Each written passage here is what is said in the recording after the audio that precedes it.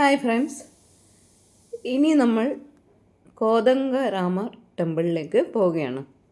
നമ്മൾ സാധാരണ ഈ ധനുഷ്കോടി, രാമേശ്വരം ഇങ്ങനെയൊക്കെ വരുമ്പോൾ നമ്മളെ കൊണ്ടുപോകുന്ന വണ്ടിക്കാർ പറയും ഇനിയൊരു പ്രധാനപ്പെട്ട ഒരു അമ്പലമുണ്ട്, കോതംഗരാമർ ടെമ്പിൾ. ബംഗാൾ ഉൾക്കടലിൻ്റെ തീരത്ത് സ്ഥിതി ചെയ്യുന്ന ഈ അമ്പലം വളരെ അധികം ആളുകളെ ആകർഷിക്കുന്നു. ഇവിടെ എത്തിയാൽ പിന്നെ തിരക്കാണ്. ഇതാണ് അമ്പലത്തിൻ്റെ മുമ്പിലുള്ള തിരക്ക്. മുമ്പിൽ കടയൊക്കെ ഉണ്ട്. പിന്നെ നിറയെ ഇളനീരൊക്കെ വിൽക്കുന്ന കടകളാണ്. വേറെ കാര്യമായി ഷോപ്പിംഗ് ഒന്നും ഇല്ല. നമ്മൾ അമ്പലത്തിൻ്റെ ഉള്ളിലേക്ക് കടക്കുമ്പോൾ തന്നെ ഭയങ്കര ക്യൂ ആണ്.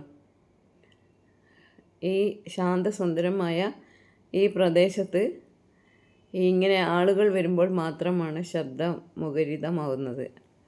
അല്ലെങ്കിൽ ഈ ശാന്തമായ ബംഗാൾ ഉൾക്കടലും അതിൻ്റെ തീരത്തും അതിൻ്റെ പ്രകൃതി ഭംഗിയൊക്കെ ആയിട്ട് വളരെ നമുക്ക് കാണുമ്പോൾ തന്നെ വളരെ ശാന്തത തോന്നും.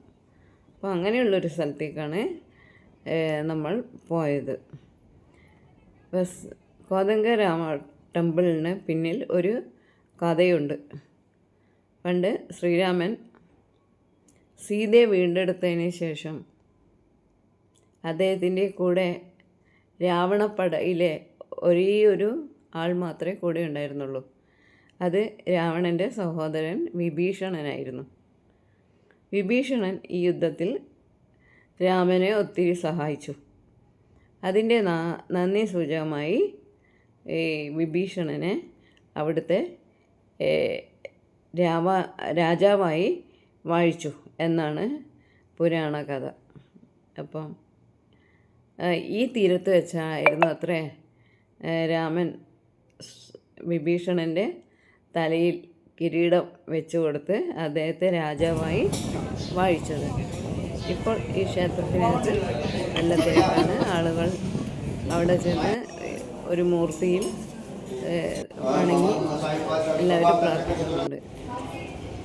പക്ഷേ ഈ അമ്പലത്തിന് വേറെ ഒരു പ്രത്യേകത എന്താണെന്ന് വെച്ചാൽ ചുറ്റിലും കടലാണ്. ആളുകളൊക്കെ വന്ന് സൈഡിലായി അവർ വണ്ടി പാർക്ക് ചെയ്ത് ഇങ്ങോട്ടേക്ക് വരുന്നു. ഇവിടെ അങ്ങനെ കാര്യമായ തിരക്കുണ്ടെങ്കിലും കൂടി കാണാൻ അധികമൊന്നും ഇല്ല. അപ്പോൾ എല്ലാവരും ഇവിടെ വന്ന് പ്രാർത്ഥിച്ച് ശ്രീരാമനെ പറ്റി ഓർത്ത് അഭിമാനിക്കുന്ന ഒരു സ്ഥലമാണ്. അപ്പോൾ സുഹൃത്തുക്കളെ, നിങ്ങൾ എന്തെങ്കിലും രാമേശ്വരത്ത് വരികയാണെങ്കിൽ എന്തായാലും നിങ്ങളെ ഇവിടെയുള്ള ഏജൻറ്റുമാർ ഈ സ്ഥലത്തേക്ക് കൂട്ടിക്കൊണ്ടുപോകും. മിക്ക ആളുകളും കേരളത്തിൽ നിന്ന് വന്നവരാണ്. അവരുടെ വേഷഭൂഷാദികൾ കാണുമ്പോൾ അങ്ങനെ തോന്നുന്നു. അങ്ങനെ ഈ ഒരു ചെറിയ അമ്പലം കാണാൻ വേണ്ടി ഇത്രയും ദൂരം നമ്മൾ വന്നു. അപ്പോൾ ഞാൻ മറ്റൊരു വീഡിയോയുമായി ഉടനെ വരുന്നു.